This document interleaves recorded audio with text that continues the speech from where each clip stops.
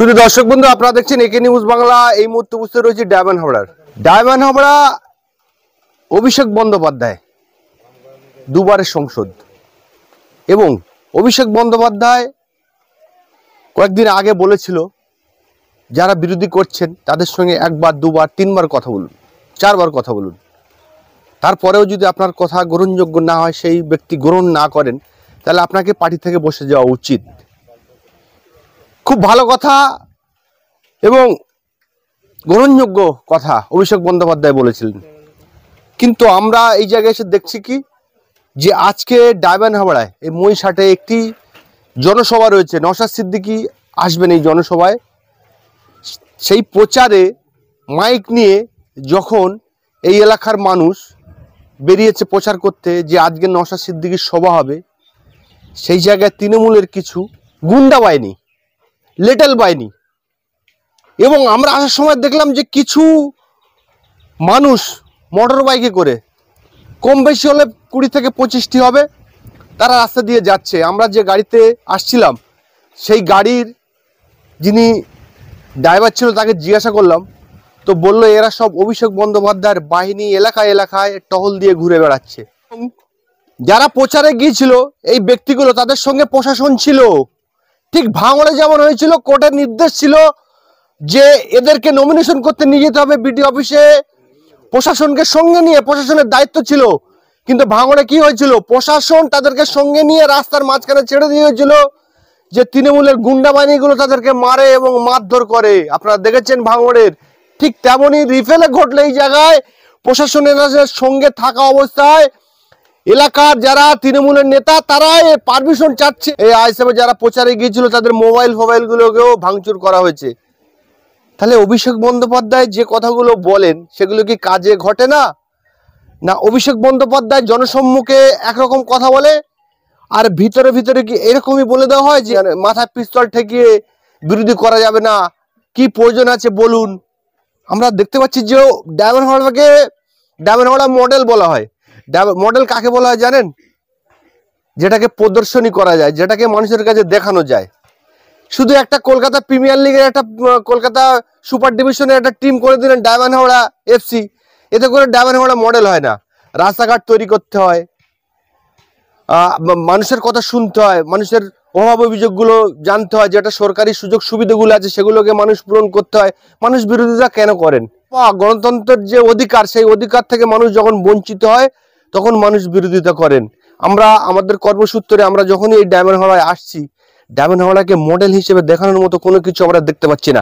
এর থেকে অনেক ভালো জয়নগর লোকসভা কেন্দ্রে যে জায়গায় সংসদ ছিলেন তরুণ মণ্ডল, যে জায়গায় সংসদ বর্তমানে প্রতিভা মণ্ডল, যে জায়গা ছিল সনদ মণ্ডল, রাস্তাঘাট ঝাঁ চকচকে, অনেক ভালো। ডায়মন্ড হাবড়া থেকে অনেক ভালো জয়নগর লোকসভা কেন্দ্র। কলকাতা প্রিমিয়ার লিগের টিম তৈরি করে দিয়ে বলছেন যে ডায়মন্ড হাবড়া মডেল, এটাই আপনার মডেল। এই মানুষকে মারা মডেল, গণতন্ত্রকে হরণ করা মডেল। তাহলে কি আপনার এই দামাল ছেলেরা তা আপনার কথা শুনছেন না? আপনি জানেন না রাস্তায় একটা ল্যাম্প পোস্ট লাগানো হলে সে জায়গায় আপনার এবং আপনার পিসের অনুপ্রেরণা হয়, তাহলে এই যে 20-50 জন 30 জন করে মানুষ রাস্তায় মোটরসাইকেল নিয়ে ঘুরে বেড়াচ্ছে, কাদের অনুপ্রেরণায় হচ্ছে? অভিষেক বন্দ্যোপাধ্যায় বলতে পারবেন? আমরা কথা বলবো এই যারা প্রচারে গিয়েছিল, যাদের উপরে হামলা করা হয়েছে, তাদের সঙ্গে কথা বলবো। স্যার আমরা জানি আজকে সকাল 7টা থেকে রাত 9টা পর্যন্ত, আজকে বুধবার 8 তারিখ, আমাদের ডায়মন্ড হারবার 2 নম্বর ব্লকে 62 নম্বর জিপির মধ্যে 2টো অঞ্চল আমাদের ঘোরার পারমিট করা আছে। এবং সেই অনুপাতে তাহলে আমরা কি করেছি, সেই তার পিডিএফ জমা দিয়ে তাহলে আমরা ফর্ম বের করে কম্পিউটার থেকে সেই ফর্ম ফিল আপ করে সেই ফর্মে লেখা উল্লেখ করা আছে যে আমাদের চাপের মোড় থেকে নিয়ে নবাসন থেকে নিয়ে মোল্লাপুকুর থেকে বাগদা ইত্যাদি রুটগুলো ঘোরা হবে। তাহলে সেই অনুপাতে আমরা সেই রুটগুলো নবাসন প্লাস তার সঙ্গে নারায়ণতলা ইত্যাদিগুলোকে আমরা কভার করেছি। করার পরে আমরা জানি যে ইতিপূর্বে যখন মোহনপুরে একটা সভা হয়েছিল, সেখানেও পাথড়ার এই দুষ্কৃতী কিছু ছেলে তারা এই মোহনপুরের ছেলেদের উপরে একবার আক্রমণ করেছিল। সেই জন্য আমরা সেই রুটটাকে ত্যাগ করে আমরা মোল্লাপুকুরের রুট ধরে আমরা আমাদের নিজেদের যে পঞ্চায়েত অফিস, সেই পঞ্চায়েতের অফিসের পাশে গিয়ে আমরা ওখান থেকে গাড়ি ব্যাক করছিলাম। পুলিশ কিন্তু তার আগে আমরা লক্ষ্য করে দেখলাম যে পিছনে আপনার ওই খোদা বক্সের একটা যে ছেলে ওখানে রয়েছে, সেই তার সঙ্গে ফিস করে কি আলাপ আলোচনা করে নিল। নেওয়ার পরে আমাদেরকে গিয়ে ওই পঞ্চায়েত অফিসের কাছে বলছে যে আমরা একটু টিফিন করবো, আপনারা অপেক্ষা করুন। এই বলে তাহলে ওই হারমাত বাহিনীগুলোকে ওই পুলিশ ওরা ওদেরকে খবর দিয়ে আনালো, ওই দিক থেকে পার্টি অফিস থেকে ঘুরিয়ে ওদের আনালো।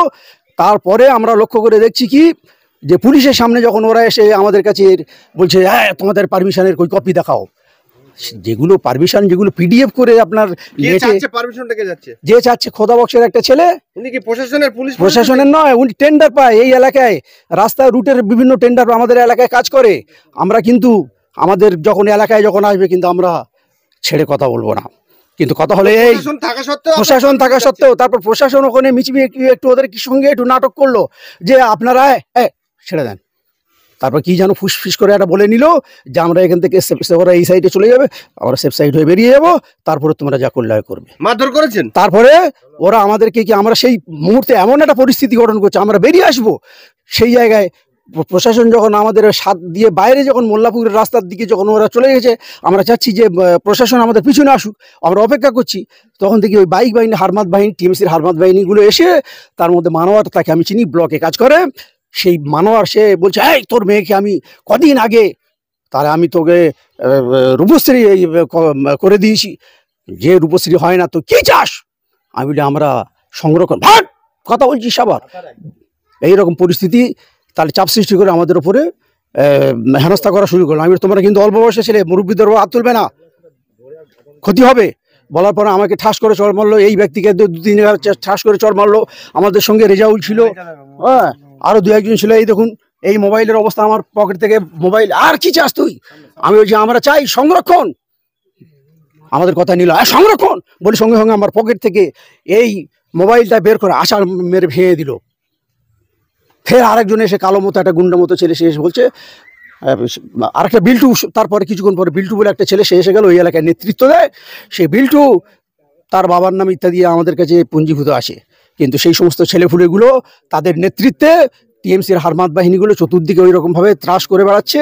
আর আমাদের এই সমস্ত মোবাইল ফোবাইল আছাড় মারলো, এমনকি মাইক সেট পর্যন্ত খুলে নিল, পতাকাগুলো ছিঁড়ে ছাড়ে সব ফেলে দিল। এই ব্যক্তিকে ঠাস ঠাস করে দুটো চড় মারলো। প্রশাসন তখন ওই দিকে সেফ সাইড হয়ে বেরিয়ে গেল। আর সেই মুহূর্তে আমাদের উপরে এরকমভাবে আক্রমণ, ওটা গটাপ করে ফিসফাস করে ওরা গটাপ করে নিয়ে এই কাজটা করলো। প্রশাসন মারধর করেছে, আমাকে বললো, বলে তুমি কোথাকার বাড়ি তোমার কোথায়? আমি গরুরা বাড়ি মশাট হইতে। বলে ঠিক আছে তোরা কিছু পাস না, হ্যাঁ ওখানে ওই সরিষা শামীম তোদের কিছু দেয় না, হ্যাঁ শামীমের বিরুদ্ধে তোরা ভোটে দিস, তোদের সাহসটা কী হচ্ছে আইএসএফ পতাকা খাটানো, আইএসএফ এর প্রচার করার, তোদের কাগজ কোথায়? বলে আমাকে ঠাস ঠাস করে চড় মারছে। আমি বলি দাদা আমার কথাটা শুনতে দিন, কোনো কথা বলতে নেই। তারপরে এনার মোবাইল পকেটে ছিল, মোবাইলটা আছাড় বললো, বলে তোদের আজকের পার্টি অফিসে নিয়ে যাবো, টিএমসি সই করাবো, দিয়ে তবে ছাড়বো, এরকম বললে। তারপরে আরও অনেকে বলতেছে মশার থেকে এখানে গাঁড়মারে, মানে ভাষায় এমন একটা যে ভাষা বলছে সে ভাষার কোনো তুলনা নাই, এইরকম ভাষা দিচ্ছে। আমি বললুন দাদা আমরা বন্ধ করে আমরা চলে যাচ্ছি, আমাদেরকে ছেড়ে দেবো। বলে ছেড়ে দেবো, তোদের আজকে টিএমসি লিখিয়ে নিয়ে তবে তোকে ছাড়বো, এমন করে দেবো যেন জীবনে টিএমসি ছাড়া তোরা না যেন মুখে আনতে পারিস কোনো কথা। কে বলছে এটার নাম কি তার চেনো? ওনার নাম আমি চিনতে পারতেছি, কিন্তু মানোয়ার আমি জানি না, দাদা কাকা জানবে, আমি ও এলাকায় ঠিক জানি না, চিনি প্রায় অরিজিনাল, আমি নামটা ঠিক জানি না। ওখানে ঘটনাটা ঘটেছে, আমাদেরকে প্রথম তাড়িয়ে দিল ওখান থেকে, বললো পুলিশ থাকায় বললো তোমরা পারমিশন দেখাও। পারমিশন আমরা দেখাতে পাইনি, ফোনেতে দেখে এদিকে এসেছি। পারমিশনটা চাচ্ছে কে? পারমিশন চাচ্ছিল ওখানকার একজন নেতা মতো, টিএমসি নেতা। তৃণমূলের নেতা পারমিশন চাই, এটা পারমিশন চাইতে পারে কি? প্রশাসন কিছু বললো না? প্রশাসন কিছু বললো না, ওসব কোনো সিস্টেম নেই। ঠিক আছে বলার পরে আচ্ছা প্রশাসন থেকে আমাদেরকে বললো আচ্ছা ঠিক আছে তোমরা বেরিয়ে চলে যাও। বলে আমরা চলে এসেছি কিছুটা আগে এসে, এবার প্রশাসন আমাদের সাথে আসার কথা ছিল। আমরা কিছুটা পোল পেরিয়ে চলে এসেছি, আসার পরে প্রশাসন ওখানে দেখে আছে, ফের ওরা আবার দেবড়ে আমাদেরকে ধরে মারধর করলো। ওখানে করার পরে বলছে যে তোদের এখানে ঢোকার অনুমতি কে দিয়েছে, তোদের এখানে ঢোকার অনুমতি কে দিয়েছে, পারমিশন কে দিয়েছে? কে বলছে চেনেন? তার আমরা তো নতুন ছেলে ওসব জায়গায় যাই না, জানি না ঠিক। ওই 3টে ছেলে নেতৃত্ব হচ্ছে, ঠিক আছে, বিল্টু এবং ওই ছেলেটার নামটা হলো মানোয়ার, যে ব্লকে কাজ করে, আর আরেকজন হলো খোদাবক্সের ওই যে ছেলেটা যে টেন্ডার পায়, হ্যাঁ ওই ছেলেটা। মারধর আপনাকেও করেছে? না, আমাকে মারধর করেনি। কি কি ছিল, আপনি ড্রাইভার, কি কি ছিল গাড়িতে, কি কি ছিল? গাড়িতে ছিল মাইক বক্স ছিল, মাইক মেশিন ছিল, এগুলা খুলে নিয়েছে। ব্যাটারি বড় ব্যাটারি ছিল বড়, সেটাও নিয়েছে। বললো এগুলা দিয়ে দাও, এগুলো নিয়ে নাও। আর ওদের একজনে এসে বললো এদেরকে ছেড়ে দিয়ে দাও মারধর করার পরে। আমাকে বললো ড্রাইভার ভাই তুমি গাড়ি নিয়ে চলে যাও, ওগুলো এখানে জমা থাক, তোমাদেরকে এসে নিয়ে যাবে, যাও। বলে তোমাদের নেতা ও ইয়েকে বলছে, নওশাদকে বলবে এসে নিয়ে যেতে। ও বলছে নওশাদকে এসে নওশাদকে, হ্যাঁ। বলুন। বলে গিয়ে এইসব মাইক ফাইক সব নিয়েছি, তোমার নেতাকে নওশাদকে বলবে এই সব নিয়ে যেতে, আর নওশাদ কত বড় ডন এখানে আসুক, এইরকম বলছে।